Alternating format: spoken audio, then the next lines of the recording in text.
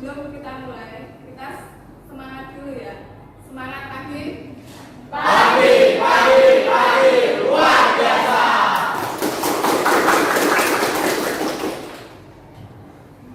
Kepada Bu Yuli, silakan. Selamat pagi, assalamualaikum warahmatullahi wabarakatuh. Waalaikumsalam warahmatullahi wabarakatuh. Saya ucapkan banyak terima kasih kepada Bapak Ibu guru sekalian di sini yang sudah meluangkan waktunya untuk mendukung program saya melakukan desalinasi dalam penerapan budaya positif di sekolah kita di SMK Negeri 1 Pasaman. Pada kali ini saya akan berbagi sharing informasi tentang budaya disiplin positif di sekolah kita. Di sini saya tidak akan menggurui kepada Bapak Ibu guru sekalian di sini, cuma saya ingin berbagi informasi, kita sharing-sharing, barangkali nanti ada saling berbagi informasi, ada masukan atau mungkin ada yang perlu kita diskusikan di sini. Sebelumnya saya jelaskan sebentar mengenai tentang materi disiplin positif. Mungkin Bapak Ibu guru di sini sudah ada yang paham mengenai apa yang dimaksud dengan disiplin positif.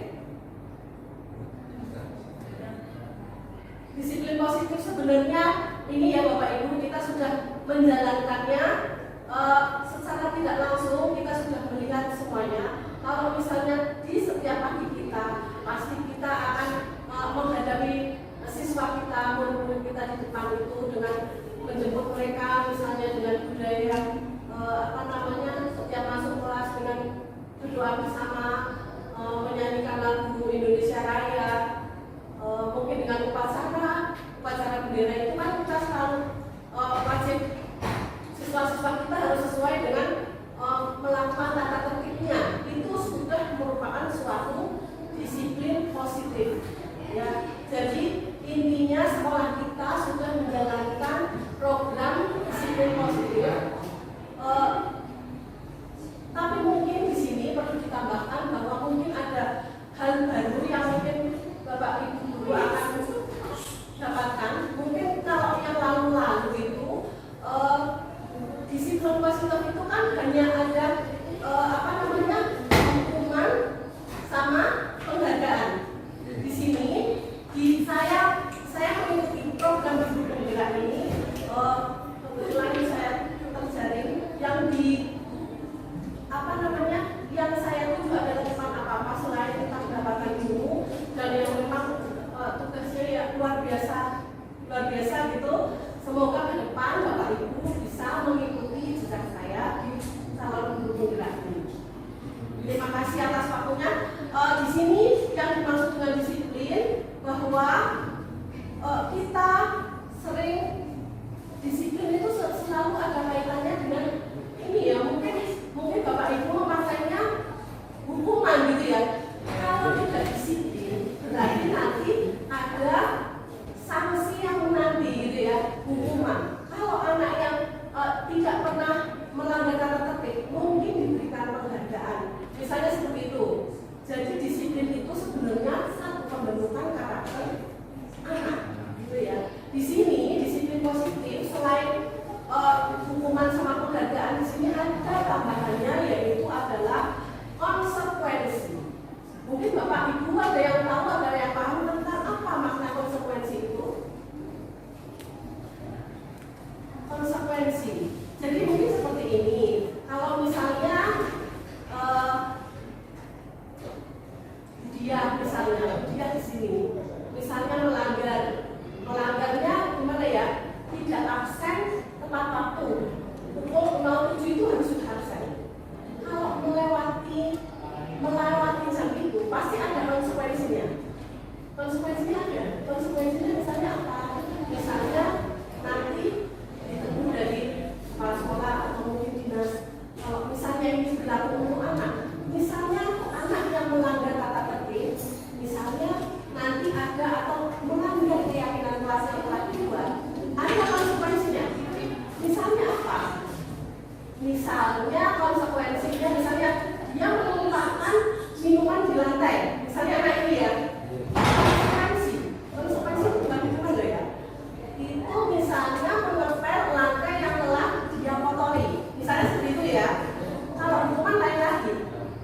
lingkungan itu cenderung cenderung anak menjadi merasa hatinya terampas gitu ya. Kadang satu mereka malu mungkin ya, karena mungkin karena tidak mentaati tata tertib pada waktu upacara. Dia kan akhirnya ke depan satu dia malu ya, malu sama teman-temannya. Padahal tujuannya adalah untuk apa? Biar anak itu sebenarnya ke depan tidak mengulangi kesalahannya. Tapi itu motivasinya berasal dari karena dipaksa dari pihak luar ya. Tidak melakukan kesalahan tapi dengan pemaksaan gitu. Nah akhirnya dia itu kan tidak bersifat permanen. Karena yang melanggar tata tertib cenderung anaknya adalah anak yang itu saja sebenarnya.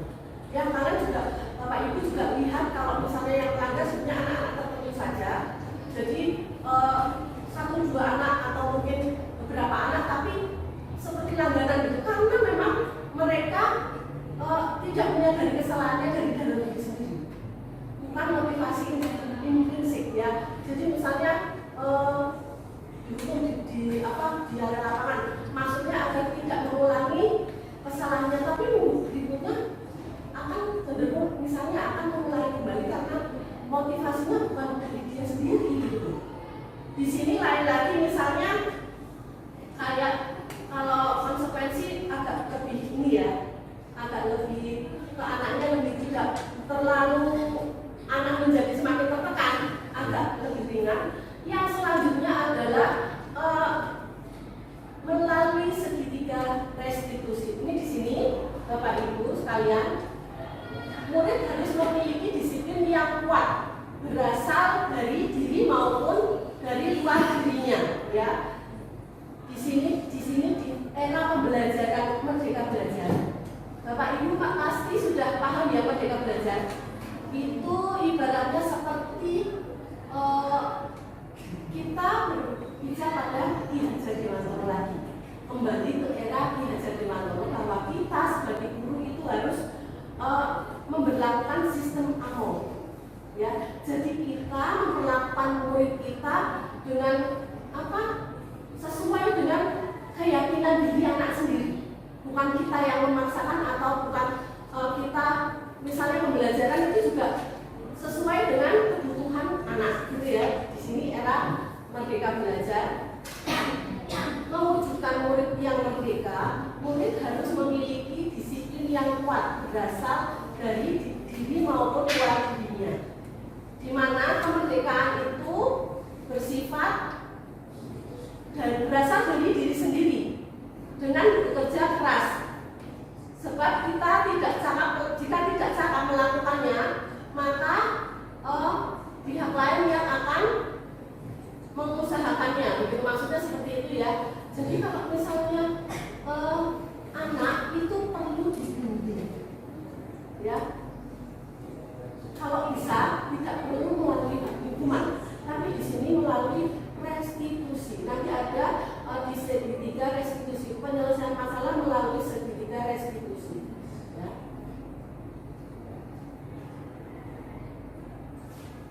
Selanjutnya,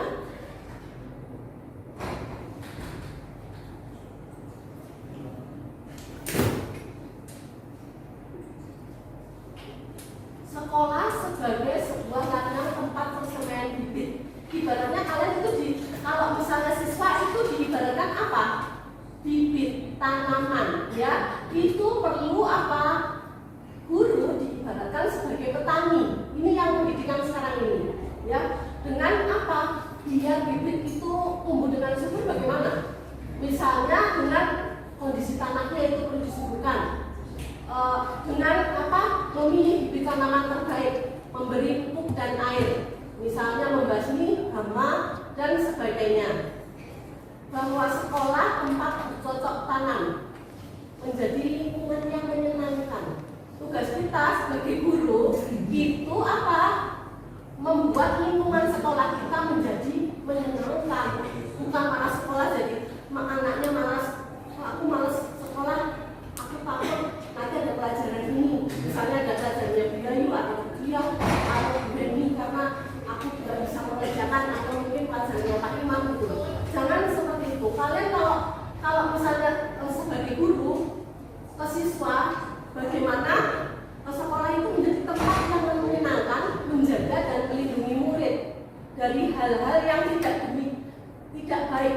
ya, itu untuk menjadikan apa? Karakter murid yang baik sesuai dengan profil pelajar Pancasila. Mungkin Bapak Ibu sudah pernah dengar istilah profil pelajar Pancasila? Sudah pernah dengar ya? Sudah ada lagunya yang bagus itu dari ini ya, vokalisnya Papan yang lama ini. Mungkin kalau yang baru dengar. Dalam mewujudkan budaya positif perlu adanya disiplin yang positif dan perlu dilakukan motivasi. Ya, selanjutnya makna disiplin positif. Mungkin Bapak Ibu merasa jenuh atau mengantuk mungkin. Coba kita berdiri dulu ya. Kita berdiri dulu, kita ice breathing dulu biar tidak bosan dan tidak mengantuk.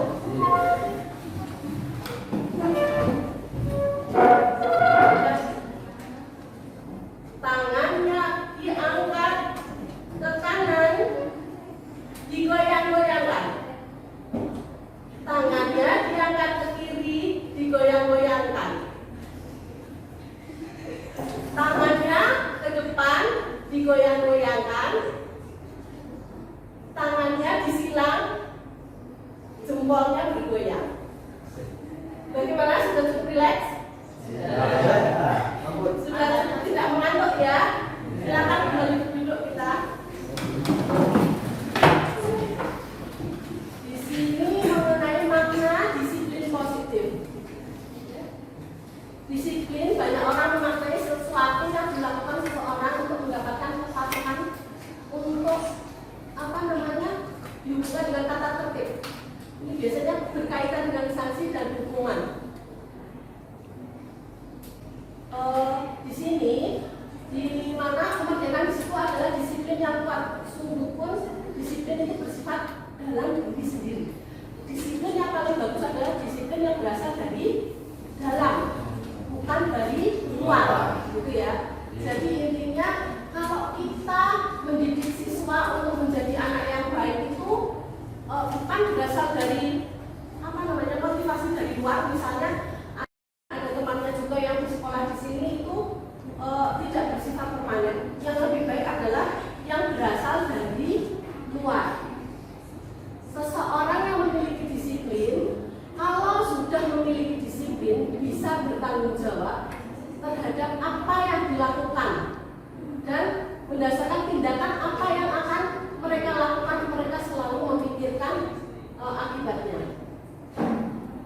Dari pendapat di atas disimpulkan bahwa murid yang memiliki disiplin positif akan memiliki motivasi internal yang baik, ya, memiliki motivasi yang baik.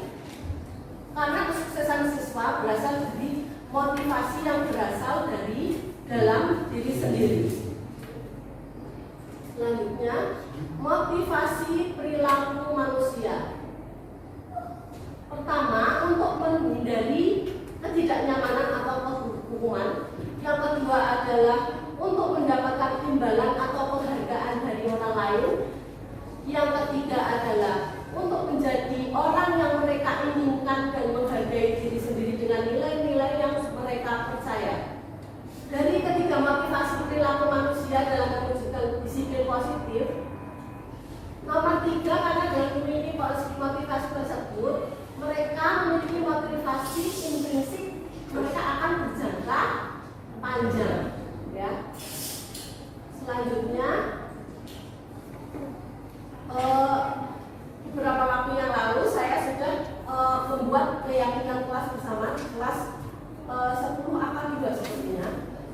Ini mungkin bisa diterapkan di kelas Bapak Ibu sekalian, bahwa namanya awalnya keyakinan kelas itu berasal dari peraturan tata tertib ya. Kalau Bapak Ibu mempunyai kelas, mungkin bisa diterapkan kelas Bapak Ibu membuat suatu keyakinan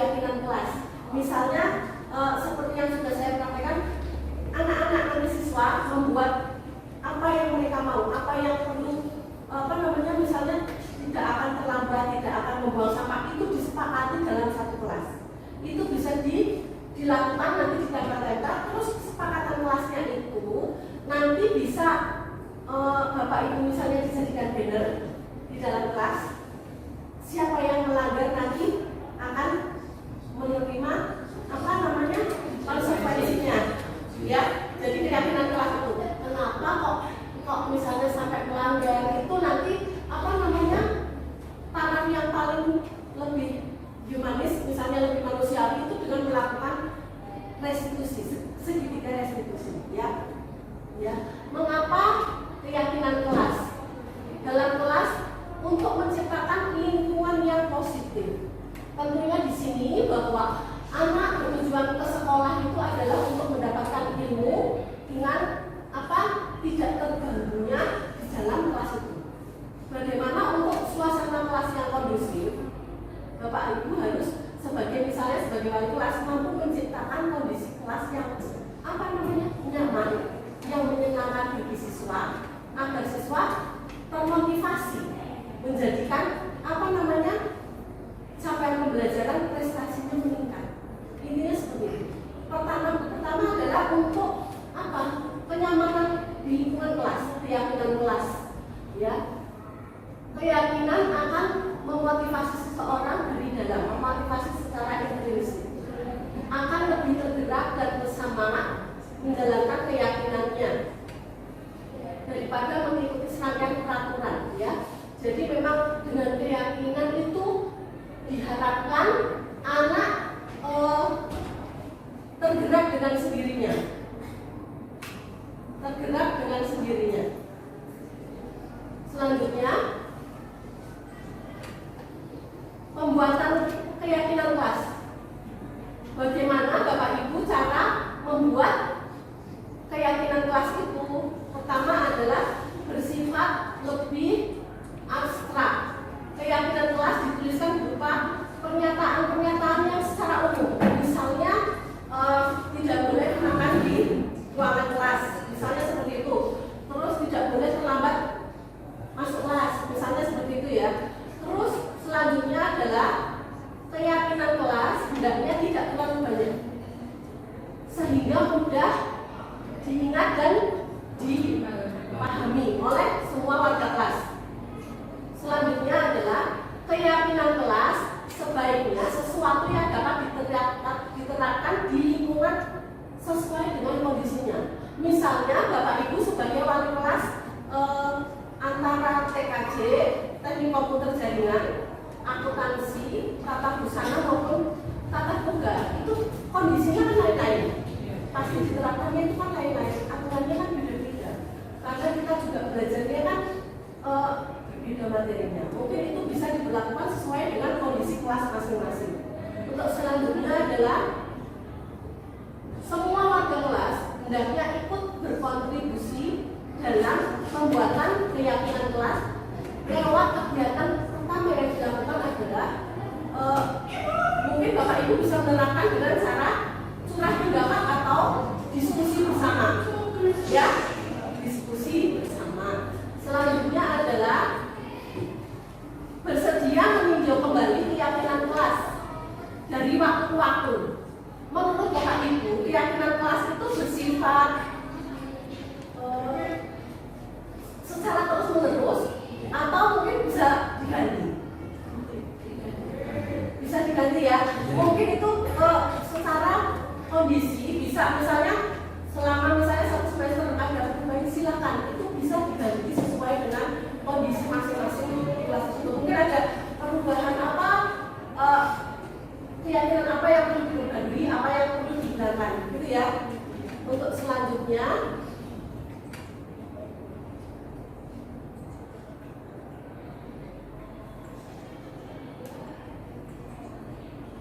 kebutuhan dasar manusia. Sebenarnya di sini kalau ada siswa kita yang melanggar, itu berarti ada sesuatu hal yang hilang sama mereka, gitu, ya. Mungkin ada kebutuhan dasar yang tidak terpenuhi, ya. Mungkin ada yang tahu beberapa kebutuhan dasar manusia. Pertama kan perumahan, ya, makan, minum, segala macam itu. Yang nomor 2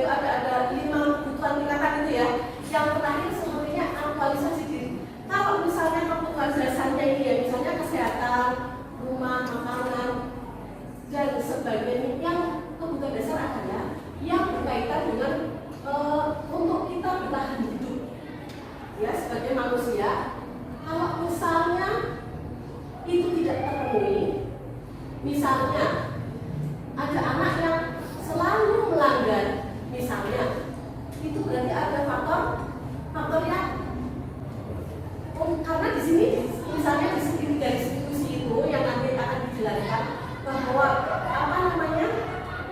pasti ada yang sesuatu perbuatan, pasti ada maksud dan tujuannya, ya. Jadi misalnya ada anak yang melanggar, pasti ada di belakangnya itu ada apa, gitu ya. Pasti ada sebabnya. Tidak mungkin tidak ada sesuatu terus dia menjadi melanggar, itu tidak mungkin. Jadi perlu kita lihat kebutuhannya sudah terpenuhi atau belum. Ini ya kebutuhan sosial. Terus yang selanjutnya kebutuhan dasar manusia selanjutnya adalah cinta dan kasih sayang. Ya, ini masuk dalam kebutuhan psikologis. Ini suatu kebutuhan yang sangat penting karena kadang ada anak yang cenderung untuk melanggar, misalnya melanggar peraturan keyakinan kelas yang sudah dibuat. Sebenarnya dia seorang anak yang mungkin mungkin dari keluarga yang tidak baik-baik saja, mungkin ya, karena dia merasa tidak dicintai, merasa kurang kasih sayang. Karena saya pernah menugaskan anak, ternyata itu memang permasalahannya banyak sekali. Ya, saya bertukar pendapat. Ada anak yang sampai karena ada anak itu yang tugasnya bagaimana menghadapi masalah dan penyelesaiannya, ya. Di sini anak yang belum bisa dikatakan dewasa gitu ya, kan 17 tahun ya, kalau masih SMK kelas 10 atau kelas 11 tahun, sampai berencana untuk mengakhiri hidupnya. Misalnya seperti itu. Itu kan sebenarnya di balik semua permasalahan anak misalnya, itu pasti ada di permasalahan yang ada, gitu ya. Dan itu perlu dikaji bahwa kenapa sampai terjadi seperti itu, gitu. Terus misalnya kita sebagai guru harus peka terhadap kebutuhan siswa, ya, terutama wali kelas, karena di sini wali kelas adalah sebagai pengganti orang tua nomor 1 di sekolah. Apapun permasalahan siswa kita harus peka. Terus selanjutnya adalah kita sebagai guru harus bisa melihat latar belakang keluarga dari siswa tersebut. Kalau bisa ya, kalau bapak ibu menjadi wali kelas misalnya, kita harus mengetahui secara personal. Misalnya anak didik kita di kelas itu berjumlah 36. Misalnya itu rumahnya mana? Terus misalnya siapa lagi ya? Ini rumahnya mana? Anggota keluarganya siapa saja? Bapaknya kerja apa? Itu perlu ditelusuri untuk mengetahui lebih mengenal secara personal siswa. Itu sangat-sangat bagus, pendekatan personal, mengetahui kebutuhan siswa kita. Selanjutnya kita harus mengenal anak itu bergabung dengan siapa saja. Teman mereka itu sangat penting karena apa? Pertemanan itu sangat mempengaruhi apa? Siswa, kehidupan siswa. Siswa itu menjadi baik buruknya itu tergantung juga faktor nomor 2 selain lingkungan keluarga adalah pertemanan, pergaulan kita, gitu ya. Lalu jika ada permasalahan, guru harus lebih bijaksana dalam menyikapinya. Selanjutnya adalah kita harus menjadi terampil atas prestasi dan keterampilan didengarkan dan memiliki rasa harga diri. Kebutuhan dasar manusia yang selanjutnya adalah memiliki harga diri. Kalau misalnya anak dihukum di depan, misalnya dengan kelihatan semua teman-temannya, kira-kira anak itu memiliki harga diri atau tidak? Tidak, sebaiknya dipanggil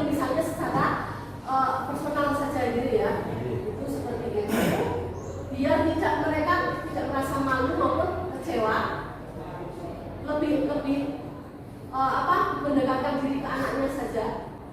Karena sebetulnya semua tindakan adalah ada yang melatar belakangnya. Selanjutnya, kebutuhan akan untuk bebas, untuk mandiri, untuk mempunyai mengendalikan arah hidup seseorang. Bahwa siswa sebenarnya adalah kadang merasa bosan. Mereka siswa akan merasa bosan dan berusaha untuk tidak melanggar aturan. Selanjutnya,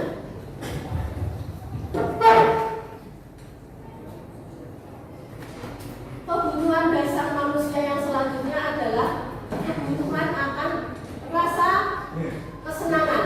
Itu setelah kebutuhan sudah dasar itu.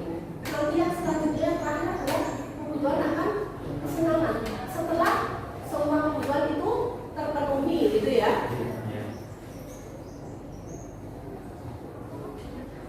5 posisi kontrol di sini adalah kita sebagai guru itu yang mempunyai 5 posisi. Pertama, penghukum, ya. Perlu Bapak Ibu guru ketahui bahwa penghukum bisa menggunakan hukuman fisik maupun verbal. Orang-orang yang menjalani posisi penghukum senantiasa mengatakan bahwa sekolah memerlukan sistem atau alatnya untuk menekan siswa akan lebih disiplin. Patuhi aturan saya atau awas. Kamu selalu saja salah. Selalu pasti. Terakhir seperti ini. Guru seperti ini senantiasa percaya hanya ada satu cara agar pembelajaran berhasil, yaitu dengan cara dia. Ya. Selanjutnya adalah posisi yang selanjutnya adalah membuat orang merasa bersalah. Ya, kalau di sini posisi guru biasanya akan bersuara lembut, membuat orang merasa bersalah. Contohnya misalnya apa?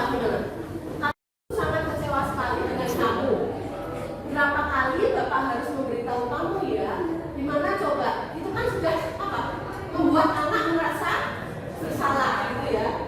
Ini di posisi ini murid akan memiliki penilaian diri yang buruk tentang diri mereka.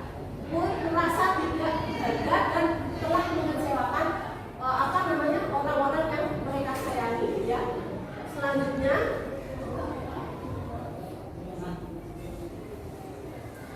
posisi kontrol sebagai teman. Guru di sini tidak akan menyakiti murid, namun akan tetap berupaya mengontrol murid melalui persuasi. Bisa negatif atau positif. Guru di posisi teman menggunakan hubungan baik dan humor untuk mempengaruhi seseorang. Misalnya di sini gini, ayo ingat tidak bantuan Bapak selama ini. Ya sudah, hal ini tidak apa-apa, nanti Ibu bantu bereskan. Hal negatif dari posisi teman adalah bila suatu saat guru tersebut tidak membantu, maka murid akan kecewa dan berkata, saya pikir Bapak atau Ibu teman saya. Murid merasa dikecewakan dan tidak mau lagi berusaha. Hal lain yang mungkin timbul adalah murid akan bertindak untuk guru yang mereka tidak anggap teman, gitu ya. Untuk selanjutnya adalah posisi sebagai guru, sebagai monitor atau pemantau, berarti mengawasi. Pada saat kita mengawasi, kita sebagai guru bertanggung jawab atas perilaku orang-orang yang kita awasi. Pemantau di sini dengan menggunakan sanksi atau konsekuensi. Misalnya ini, apa yang telah kamu lakukan? Sanksi atau apa konsekuensinya? Seorang pemantau sangat menandakan hukuman. Posisi ini menggunakan stiker, slip, catatan, daftar cek. Ya, untuk selanjutnya, Cut. sebelum kita lanjutkan kembali, Bapak Ibu sepertinya mengantuk ya, kita briefing lagi ya. Tepuk lampu merah. Konsentrasi Bapak Ibu semua. Merah.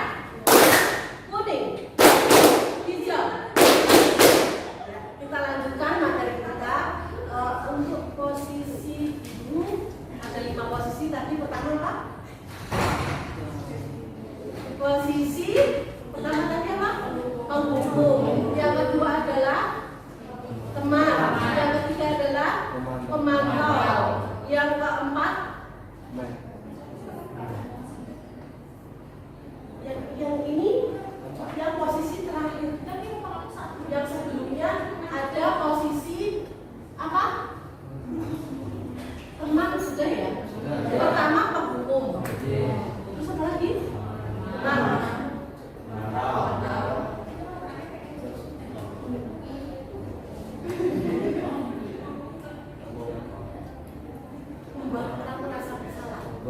Ya, diulangi kembali biar Bapak Ibu paham. Posisi kita sebagai guru adalah ada 5. Pertama adalah penghukum, terus teman, membuat rasa bersalah, terus pemantau. Yang terakhir adalah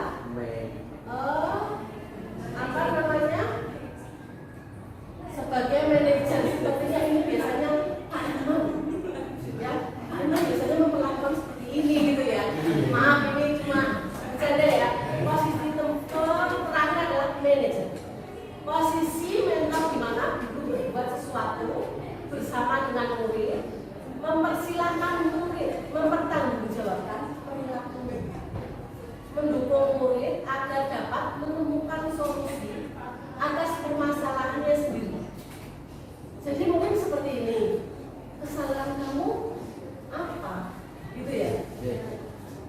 Biar anak menggali sendiri kesalahannya apa yang telah dia lakukan, terus menurut kamu solusi yang terbaik bagaimana, gitu ya? Jadi kita tidak menawarkan solusi, tapi biar anak kreatif mencari solusi sendiri, gitu ya. Jadi itu akan lebih baik mungkin agar ke depan anak menjadi tidak selalu bergantung, menjadi mandiri, gitu ya, lebih mandiri. Seorang manajer memiliki keterampilan di posisi teman maupun penghukum. Iya, betul ya Bapak Ibu ya. Di sini posisi manajer. Seorang manajer telah memiliki keterampilan di posisi teman maupun pemantau. Jadi sewaktu-waktu bisa menjadi posisi menjadi manusia yang merdeka, mandiri dan bertanggung jawab bagi diri sendiri. Maksudnya bagi murid. Mereka kan sekarang kurikulum merdeka ya. Jadi itu apapun kita ibaratnya sistem ANO itu melakukan apapun apa yang dibutuhkan siswa. Tidak boleh memaksakan kehendak ke anak, gitu ya. Apakah kamu meyakininya? Jika kamu meyakininya, apakah kamu bersedia memperbaikinya? Misalnya seperti itu. Jadi kita sebagai manajer, jika kamu memperbaiki hal ini, menunjukkan tentang apa? Terus selanjutnya ditanya, rencana kamu untuk memperbaiki hal ini apa? Tugas seorang manajer bukan untuk mengatur perilaku seseorang, tetapi apa? Kita membimbing murid agar dapat mengatur dirinya ya. Kebetulan kalau tugas manajer apa? Ada POAC. Biasanya Bapak Ibu. Yang pertama planning ya. P. Terus yang kedua organizing. Ya itu seperti itu ya biasanya ya. Mungkin kalau yang sudah Bapak Ibu yang pembina eskul mungkin sudah tahu ya. Organizing. Terus A. Executing. Maksudnya apa yang kita lakukan? Ya. Terus yang keempat apa? C. C adalah controlling. Ya, mengontrol kegiatan itu sudah berjalan dengan baik atau belum. Yang terakhir apa? Yang terakhir itu controlling itu tadi ya. P. Planning, organizing, actually, controlling ya. Udah, selanjutnya seorang manajer bukan memisahkan murid dari kelompoknya. Bukan kita sebagai guru tidak akan memisahkan murid dari kelompoknya. Tapi misalnya murid melakukan suatu kesalahan, misalnya dengan segitiga restitusi nanti akan kita jelaskan di sini. Yang dari pribadi yang gagal menjadi anak yang sukses.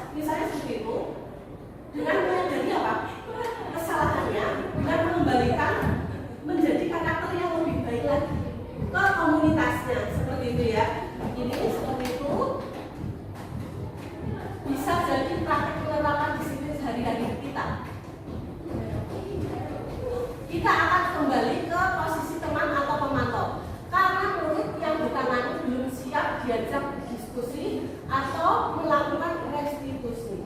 Namun perlu disadari, tujuan akhir dari 5 posisi kontrol seorang guru adalah pencapaian posisi manajer, di mana posisi inilah murid dapat menjadi pribadi yang mandiri, merdeka, dan bertanggung jawab atas sikapnya, yang pada akhirnya dapat menciptakan lingkungan yang tujuan kita adalah apa, Bapak Ibu?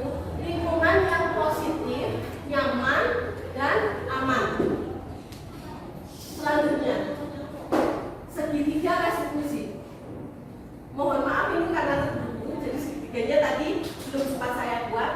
Restitusi merupakan suatu cara menanamkan disiplin pada murid, menciptakan kondisi untuk memperbaiki kesalahan mereka, sehingga mereka bisa kembali kepada kelompok mereka. Misalnya di kelas 12 TKJ 2 ada anak yang ada 1 atau 2 anak yang sering melakukan keyakinan kelasnya sering dilanggar.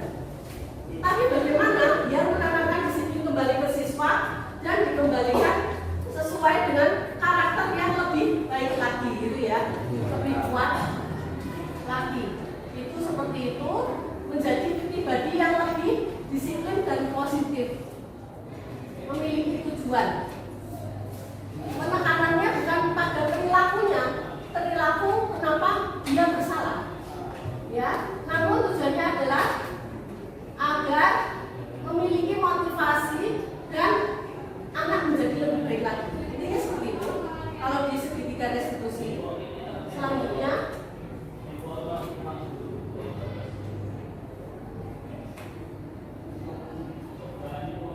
ciri-ciri restitusi yang membedakannya dengan program disiplin lainnya, ya.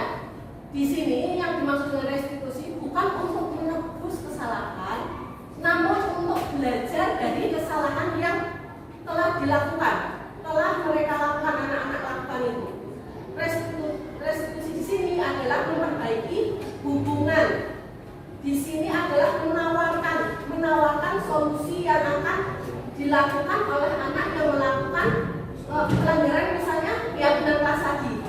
Menawarkan, tapi bukan memaksakan kehendak kita sebagai guru kepada anak, ya. Selanjutnya, restitusi menuntut untuk melihat ke dalam diri anak, ya. Restitusi mencari kebutuhan dasar yang mendasari tindakan. Kebutuhan dasar yang mendasari tindakan itu tadi. Pertama adalah apa? Validasi. Sebentar, saya agak lupa. Untuk yang pertama adalah mengubah orang jadi menstabilkan dulu.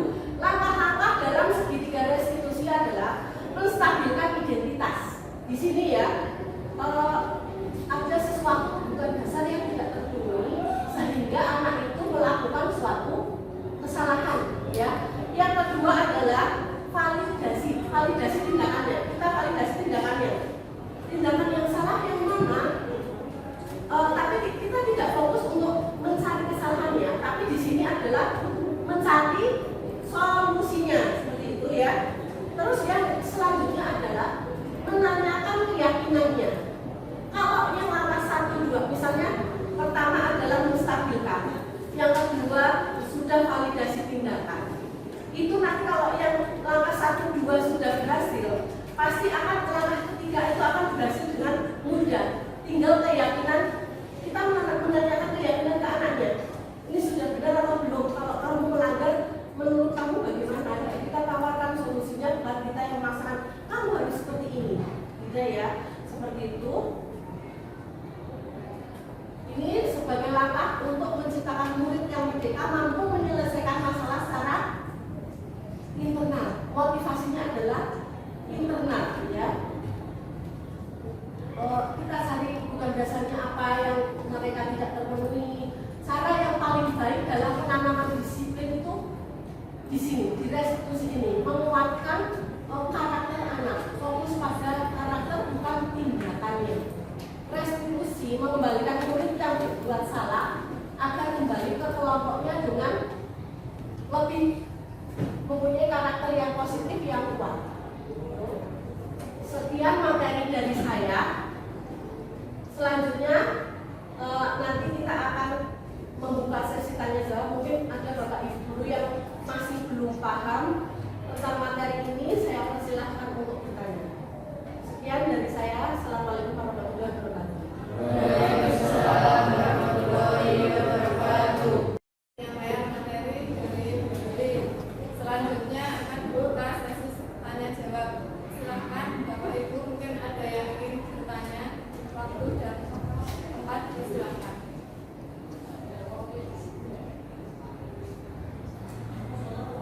Silakan, monggo. Selamat siang Pak Billy. Bagaimana menerapkan restitusi di kelas jika siswa melakukan pelanggaran di kelas? Seperti tadi yang sudah saya sampaikan, jadi kita melakukan restitusi keyakinan kelas itu kan berdasarkan peraturan yang sudah dibuat. Terus nanti dalam satu kelas itu kita kumpulkan anak-anaknya, kita diskusikan, bertukar pendapat.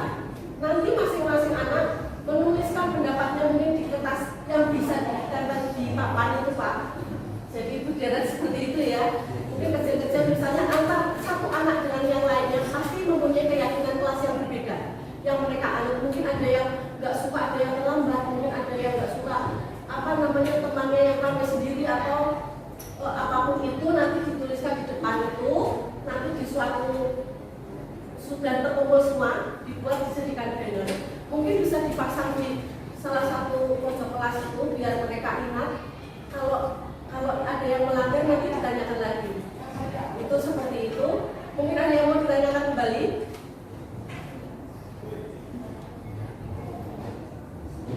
Bagaimana Pak Lili, sudah cukup atau belum? Masih ada satu lagi. Silakan.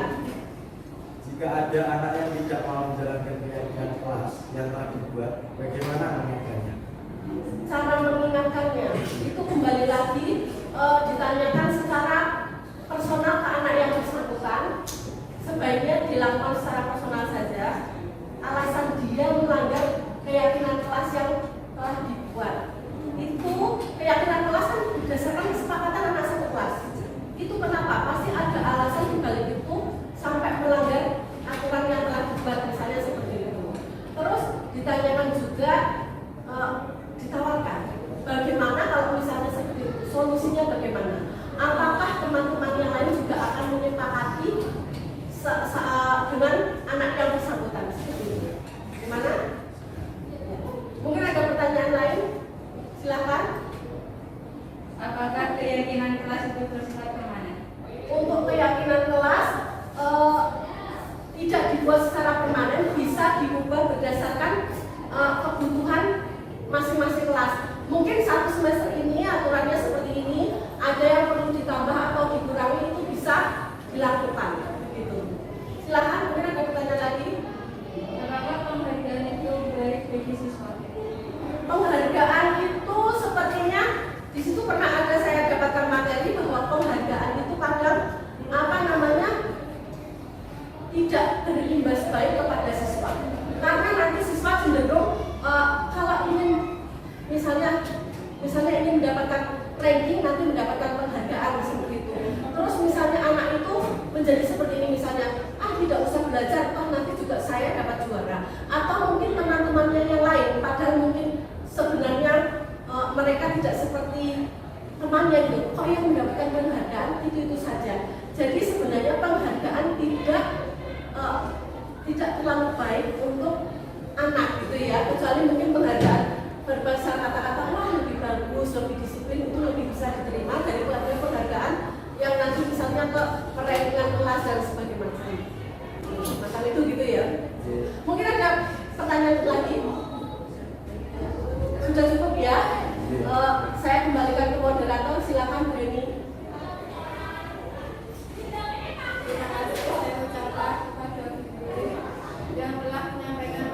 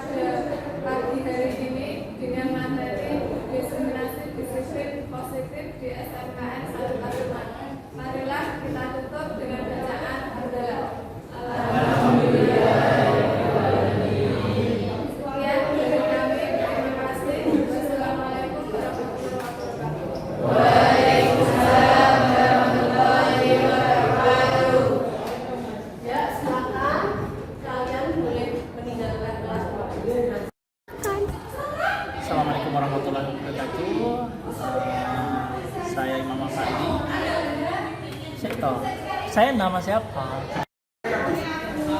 Assalamualaikum warahmatullahi wabarakatuh. Saya Muhammad Hamdi, mewakili Bapak Kepala Sekolah Pak Widi Harsono dari SMK Negeri 1 Kaserman. Sangat mendukung sekali kegiatan daripada tadi sudah disampaikan Ibu Yuli. Jadi Bu Yuli sebagai salah satu guru penggerak dari SMK Negeri 1 Kaserman setelah melaksanakan diseminasi tentang budaya positif di sekolah. Harapan kami adalah dengan keikutsertaan Bu Yuli sebagai guru penggerak ini bisa memotivasi teman-teman yang lain untuk bisa maju menjadi satu bagian andil di dalam memajukan pendidikan di sekolah khususnya dan di Indonesia pada umumnya. Dan kami berharap bisa menerapkan budaya-budaya positif yang sudah dipelajari oleh Bu Yuli itu bisa diterapkan di SMK ini. Mungkin itu saja yang ingin saya sampaikan. Terima kasih. Menurut saya apa yang sudah disampaikan Bu Yuli sangat baik untuk menerapkan disiplin positif di sekolah kami. Sebagai guru, mengharapkan siswa melaksanakan disiplin positif bukan dari motivasi ekstrinsik, tetapi berasal dari dalam diri. Sebagai guru bisa memposisikan diri kepada siswa kita sebagai penghukum, pemantau teman, atau manajer. Bagaimana kita bisa melaksanakan disiplin positif dari dalam diri sendiri. Semoga kita bisa menerapkan budaya positif secara bersama-sama. Kita bisa membentuk siswa-siswa yang berkarakter sesuai dengan harapan kita. Terima kasih. Perkenalkan, nama saya Siska Ratnawati.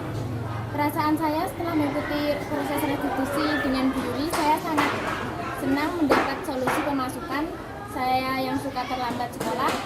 Terima kasih Bu Yuli, saya berjanji tidak akan terlambat lagi ke sekolah. Terima kasih Bu Yuli. Perkenalkan, nama saya Anton. Perasaan saya sangat senang dapat menyelesaikan masalah saya sesuai dengan langkah restitusi. Saya sangat senang karena di saat saya melakukan kesalahan tidak dimarahi dan dibantu mencari solusi permasalahan saya. Terima kasih Bu Yuli. Saya janji tidak akan libur lagi saat pelajaran di kelas. Selamat pagi, assalamualaikum warahmatullahi wabarakatuh. Waalaikumsalam warahmatullahi wabarakatuh. Kalau saya bilang selamat pagi, bilang pagi luar biasa gitu ya. Selamat pagi anak-anak. Pagi luar biasa. Tepuk tangan. Alhamdulillah ya, kali ini di kesempatan kali ini saya bisa bertemu dengan kalian ya. Kalian sudah mendapatkan tadi materi dari kakak kalian, Mbak Kurniawati ya. Dulu kan juga alumni sini, aku langsung juga ya. Kalian harus meniru semangatnya sampai sukses sampai sekarang ini. Mbak Kurnia begitu di atas, terus lanjut kuliah seperti ini, misalnya pembinaan dan konseling ya. Jadi kalian harus punya mimpi bahwa semua orang itu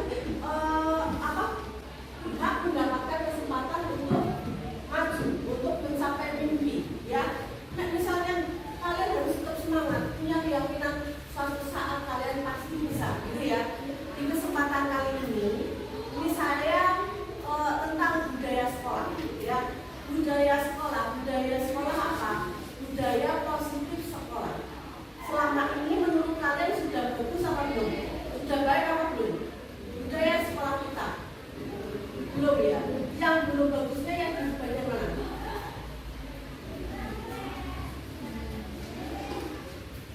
Tapi sementara ini sudah berjalan dengan baik ya.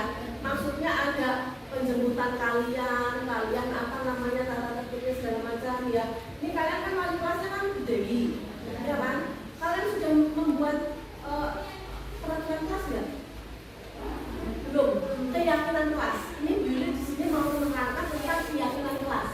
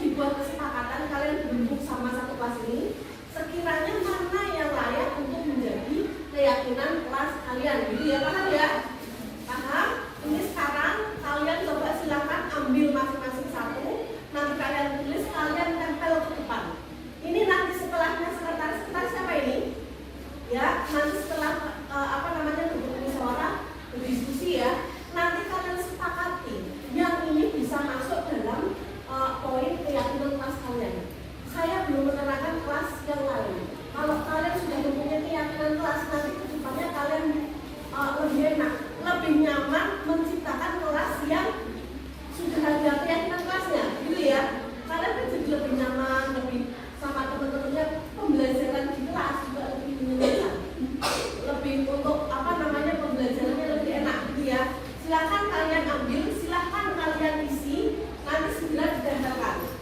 Silahkan. Silahkan kalian ambil. Kalian dibuat misalnya kalian tulis di kertas Asturo. Nanti kalau misalnya di dalam jadi kalian beda sama kelasnya lain-lain.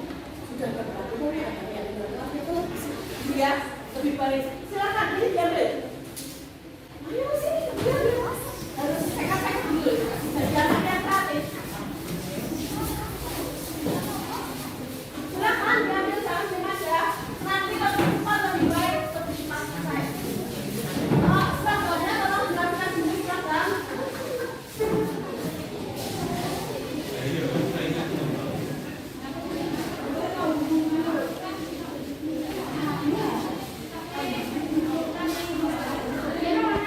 Silakan ya, kalian pengennya kelas kalian yang seperti apa? Antara satu sama yang lainnya pasti tidak sama. Spidolnya nanti kalau nggak apa, aku nanti saja. Tidak betul.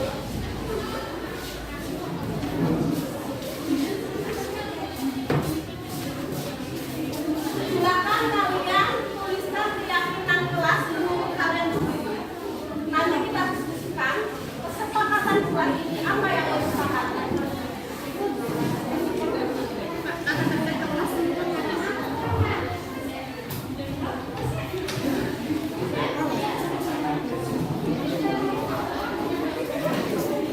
Silakan kalian isi. Kalau spidolnya nggak cukup nanti bisa diganti. Silakan kalian isi. Ya, silakan. Silakan diisi. Jangan sama-sama tulisnya pasti tidak.